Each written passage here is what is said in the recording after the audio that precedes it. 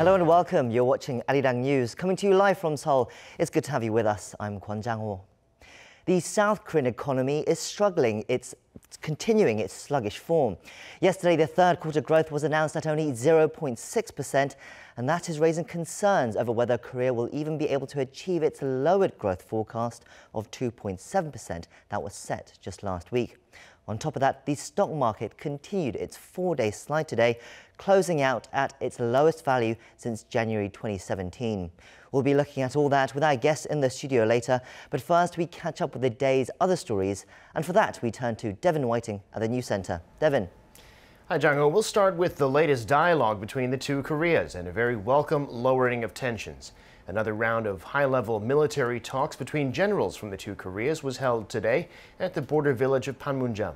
This was the third round of these talks this year. Our Defense Ministry correspondent Park Ji-won is live at the Office for Inter-Korean Dialogue in Seoul. Ji-won? Devin, the talk started at 10 a.m. Korea time as planned at Dongilgak on the North Korean side of Panmunjom. Well, the talks began with a very friendly and welcoming atmosphere. The two generals who led the delegation from the two Koreas shared some very welcoming remarks before the meeting became closed door. They showed satisfaction over the recently signed comprehensive military agreement between the two Koreas, and here are some of their opening remarks. Following the signing of the September 19th military agreements, the efforts shown by the militaries of both Koreas led to the implementation of very significant and effective measures. During today's talks, we will assess the implementation. All in all, we are thinking very positively about the current implementation process. I feel my heart is full as I see the militaries of the North and the South, who used to point guns at each other until very recently, are now leading the inter-Korean activities by respecting the will of the leaders to realize the Korean people's national ideology. The closed-door meeting went on for some hours, and according to Seoul's Defense Ministry correspondent Join Pool, the meeting has now ended. According to the briefing that was held just now, the chief negotiator of the South Korean delegation said the two sides have fully reviewed the implementation process of the comprehensive military agreement, which included the demining process and disarmament at the joint security area in DMZ. The two sides have also agreed to withdraw 11 guard posts from each of their side in DMZ by the end of November. That is 1 month advance to their prior agreement. Each side was represented by a 5-member delegation led by the same generals as the last two meetings this year, Major General Kim Do-gyun from the south and Lieutenant General Ahn Jung-geun from the north, both of whom are considered the same rank. Well, that's all I have for now, and I will bring you more updates in the next newscast. Back to you, Devin. All right, thanks, Ji-won, for those updates, and we'll look forward to hearing from you later. Meanwhile, the U.S. Special Representative for North Korea, Stephen Biegun, is coming to South Korea next week for talks on the ongoing diplomatic efforts with the regime. The U.S. State Department says Biegun will be in Seoul for 2 days, starting Monday. He'll meet his counterpart, Seoul's representative for Korea Peninsula Peace and Security Affairs, Lee Do-hoon, to discuss ways to achieve North Korea's final, fully verified denuclearization. Lee Do-hoon himself visited Washington earlier this week to meet with Biegun, so this latest trip has prompted speculation about a big announcement. Meanwhile, the U.S. is slapping more sanctions on those involved in shady dealings with North Korea. The Treasury Department's measures target 2 Singapore-based companies and their chief for money laundering and other illicit activity on the regime's behalf. Lee Seung-jae reports. The U.S. Department of Treasury said Thursday that it's targeting Wee Tiong, a commodities trading company, WT Marine, a marine fuels company, and Tan Wee Bang, a Singaporean national who serves in senior positions in both firms. According to Treasury Secretary Steven Mnuchin, Tan and his co-conspirators made deliberate efforts to launder money through the U.S. financial system on behalf of North Korea. Mnuchin added the U.S. government will not overlook such deceptive practices and is deeply committed to the final, fully verified denuclearization of North Korea as the Treasury will continue to enforce and implement sanctions until that time. 41-year-old Tan is accused of overseeing millions of dollars in commodities contracts for North Korea, along with at least one other individual dating back to at least 2011. WT Marine is closely related to Wee Tiong, as two of its vessels, the JW Jewel and NYMEX Star, engaged in illicit economic activity linked to North Korea last year. The sanctions impose a freeze on the property or interests of the designated entities, vessels, and persons within the U.S. American citizens are also banned from dealing with them. The designations are the latest actions taken by the U.S. in order to enforce UN sanctions on North Korea and pressure the regime into giving up its nuclear weapons and ballistic missile programs. Lee Seung-jae, Arirang News. Turning to the economy, South Korea's consumer sentiment fell slightly in October, mainly due to growing concerns about rising international oil prices and a massive sell-off of local stocks. Kim Ji-yeon has more. Data by the Bank of Korea shows the composite consumer sentiment index fell by 0.7 points from the previous month to 99.5 in October. Except for a slight rebound last month, the index has been on a steady decline since last November. Generally, a reading below 100 means there are more pessimists than optimists about the economy. Of the components that make up the index, the one measuring people's sentiment regarding current economic conditions rose by 3 points from the previous month to 67 due to expectations of increased economic cooperation between the two Koreas. But it was not enough to offset concerns over swelling livelihood expenses. The Bank of Korea says the price of Dubai crude, South Korea's benchmark, rose to its highest level in 3 years and 10 months in October, to trade at more than $80 a barrel. Also, the central bank says the consumer sentiment index was affected by a bearish stock market, with the country's benchmark Kospi plunging by more than 4% in a single day during the survey period on October 11th, mainly due to heavy losses on Wall Street. The consumer sentiment index for housing prices slumped 14 points to 114 due to straightened regulations on speculative housing practices introduced last month. Kim Ji-yeon, Arirang News. And South Korea's terms of trade deteriorated for the 10th month in a row in September. Imports were more expensive than the country's exports because of rising oil prices. The Bank of Korea says the terms of trade index for products, which measures the amount of imports a country can purchase for each unit it ships out, came to 94.64 last month, down 7.8% on year. Korea's benchmark Dubai crude rose over 44% on year last month. The export and import volume index also fell, which the bank attributed to 4 fewer working days in September because of the JunSok holiday. Commemorative events will be held in Seoul and the Chinese city of Harbin on Friday to mark the day Korean patriot Ahn Jung-geun assassinated a Japanese politician as part of the resistance against Japanese colonialism. On October 26, 1909, at Harbin Railway Station, Ahn shot the Japanese Governor-General of Korea, Hirobumi Ito, who had played a major part in Japan's annexation of Korea in the 1900s. Ahn was imprisoned and put to death in 1910. His famous essay on peace in East Asia was never completed. I'm Devin Whiting, and those are your news headlines.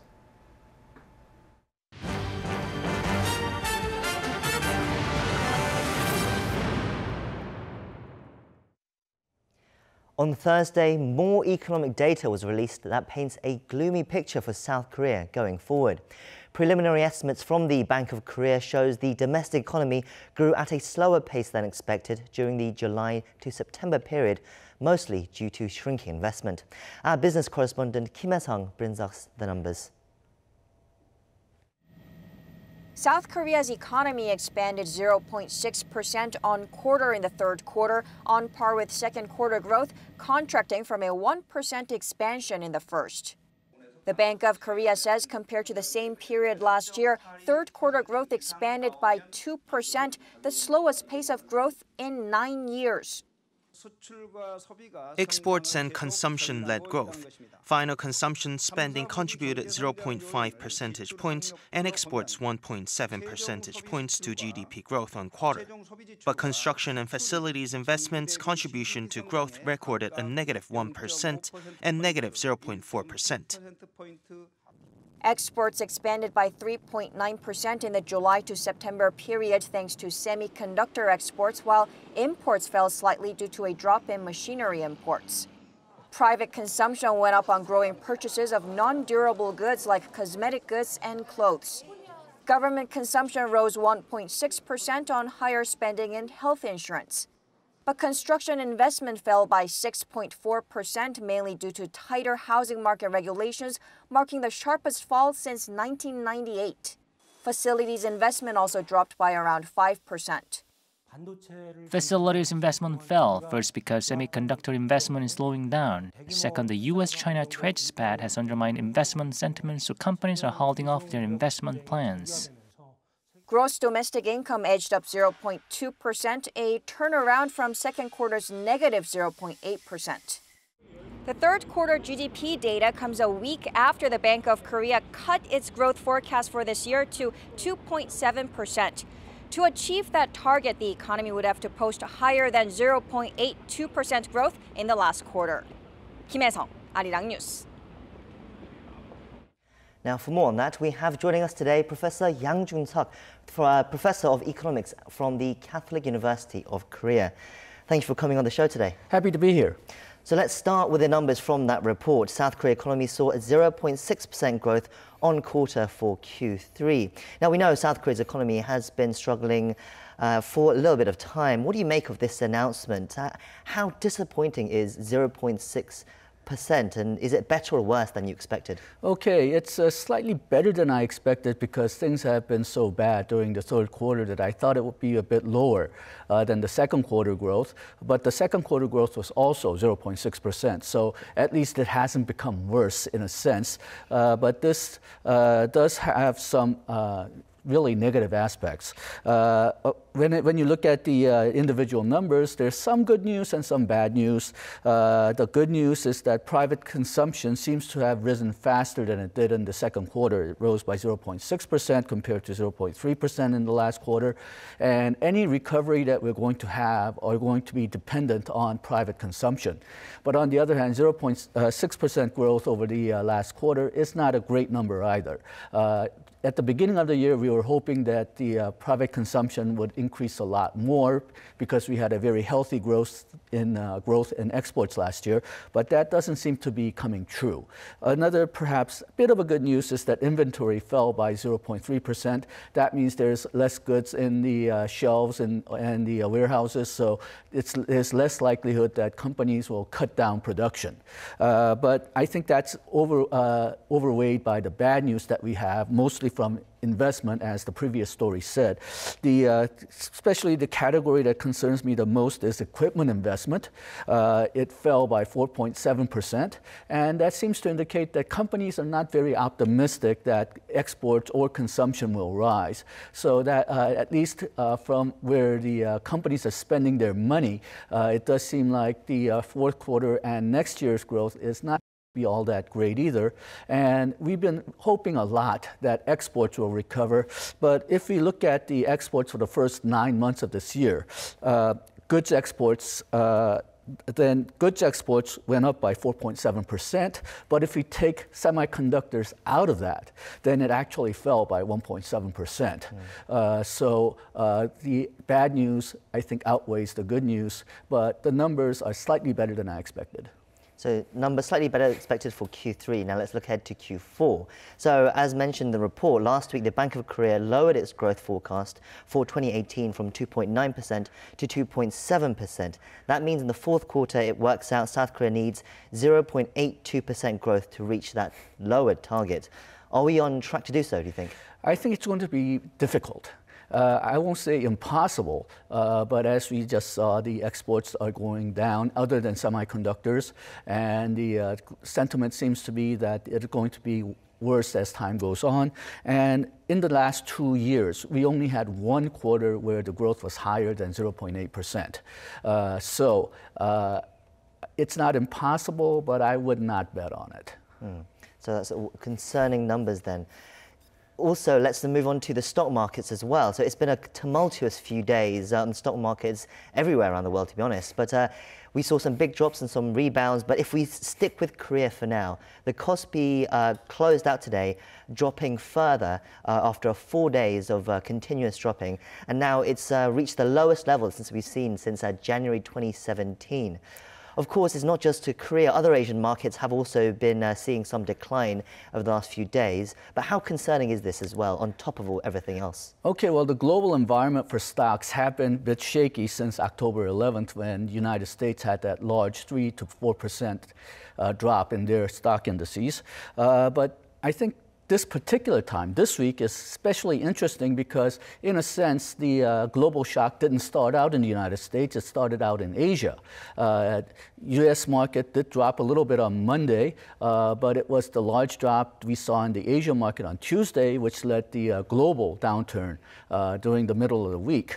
Now, the interesting thing is the U.S. market, at least over yesterday night, seems to have gotten a bit better. It did recover, but Korean market has not. So this does point out that Korea seems to have additional problems in addition to global problems that every country is facing. And even within Asia, I believe the Chinese market has recovered slightly today, while Japanese and Korean markets have fallen further. So it does point out that there's a lot of problems specific to Korea. And over the last 2 or 3 weeks, we really got a lot of bad news. Not only the GDP figures that we just talked about, but the Bank of Korea estimations have come out. And the government was really hoping that they would achieve the goal of job creation of 300,000 this year, but that was lowered by 90,000. And then we have the problems with exports, not only the decline in exports in areas other than semiconductors that I've mentioned, but also the problems with the Chinese-US trade war. And then the investment has fallen. Again, that points out the pessimism that people are feeling. So I think this problem is very specific to Korea, and even if the global market recovers, Korea may not be able to recover as quickly. That's interesting because the South Korean government and the central bank have been holding regular meetings and emergency meetings as well to try and get a handle on everything that's happening over the last couple of weeks and couple of months as well. And the Bank of Korea says they will be monitoring these fluctuations in the stock market and the global stock market as well, and how that affects Korea. But realistically, what can they actually do? Is there anything that the government and the bank can do to try and stabilize what's going on here? Okay, well, the bank is in a very tough position because right now Korea is in an interest rate reversal where Korean policy rate is lower than U.S. policy rate.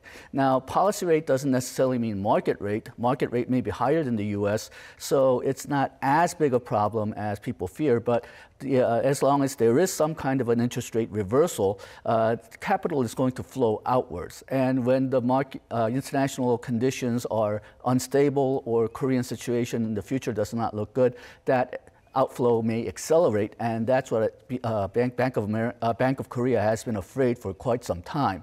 And that's why Bank of Korea has been warning that they might have to raise interest rates.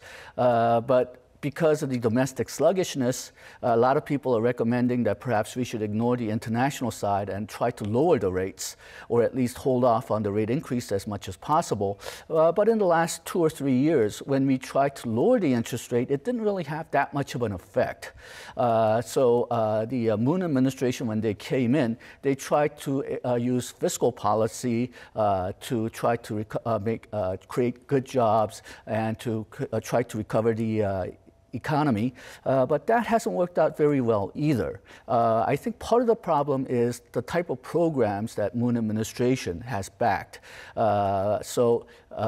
because of the oncoming slowdown, we will probably have to use the fiscal policy tools a lot more, but they will probably have to use different type of programs, perhaps more traditional type of fiscal programs, rather than the income support policies or job creation policies, youth job creation policies that the Moon administration has been using. And then in addition, really in order to create good jobs and create expanding markets, Korea has to increase its productivity, its efficiency, and technology. Perhaps we have not been taking care of that as much as we should have. So we need policies like regulatory reform, educational reform. We need more labor market flexibility. But there's a lot of resistance to those type of policies because, well, it upsets a lot of carts. So politically, I'm not sure if that type of policy is possible, and those are all long-term in their payoff, so it might not appeal to politicians who has to get votes every 4 or 5 years, but that's the direction that we have to move in. You talked a lot about the domestic issues that the Korea is having there, but actually, I mean, some of these disappointing numbers come amidst while seems to be a massive trade war happening between the US and China. And many people are saying these disappointing numbers come from the fact that these international uncertainties are affecting it. How much would you say the US-China trade war is affecting the South Korean economy? Okay, well, Korean trade depends a lot on China. About 25% of Korean exports go to China, and about 45% of Korean GDP is dependent on exports. So that's a large number. But on the other hand, if you look at it from the China's point of view, the numbers are perhaps not as big as what we've been fearing. About 4% of Chinese GDP is dependent on exports to the United States. Now, that's a large number, but China is an economy which, even when they're in a slowdown, grows at 6% a year. So it's going to be bad, but it's not going to be anything that's critical, I think, the trade war. But on the other hand, because they're expecting a lot of shocks in the future, the stock market in China has gone down. There's a lot more nervousness. And even more important than that, the Chinese economic momentum is that the growth is slowing down. They have a lot of internal problems, especially in the financial sector. They have a lot of debt problems with private companies as well as state-owned companies. It's right now, I don't think the real effects from the trade war has hit yet. In fact, exports from China to U.S. has gone up in August and September because American importers want to beat the tariffs. But once the actual shock hits in fourth quarter and next year, it's probably going to get worse, but I think people may be over scared of that situation. Like I said, the exports to the United States is about 4% of GDP for China. Let's move on to some of the non-Korea issues. So you mentioned earlier about the US stocks. They rebounded a little bit on Thursday. So the Dow Jones and the S&P 500 rallied at just under 2%. But the biggest rise was with the NASDAQ, which rose almost 3%, which was the biggest jump in 7 months. Of course, that comes after the biggest free fall of 4.4% of the NASDAQ, which is the biggest in like almost 7 years. So what do you make of this, Professor? What's going on here? Okay, I think basically people are very, very nervous, and they're not quite sure exactly what the effect is going to be. Now, the United States has been experiencing a very strong recovery, and various international organizations such as IMF and World Bank estimate that the trade war will cost U.S. about 0.1% in growth. Now, U.S. exports to China is only about 0.6% of their GDP. So even if the trade war becomes full-blown, it may not hit the real economy all that much.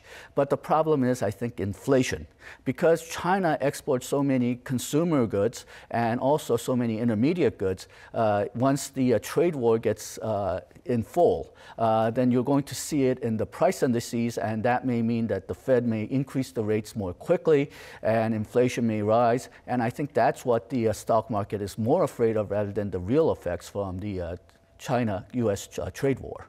So do you think this is just a readjustment, this bounce back up, or is this just another up, but then we're going to continue this trend of further drops? Well, I'm going to chicken out a bit and say it's a mix. And the reason is that even before the trade war, a lot of people have been concerned that this has been the longest bull market in the U.S. history, and the stock market prices, especially for IT firms, may have been overpriced.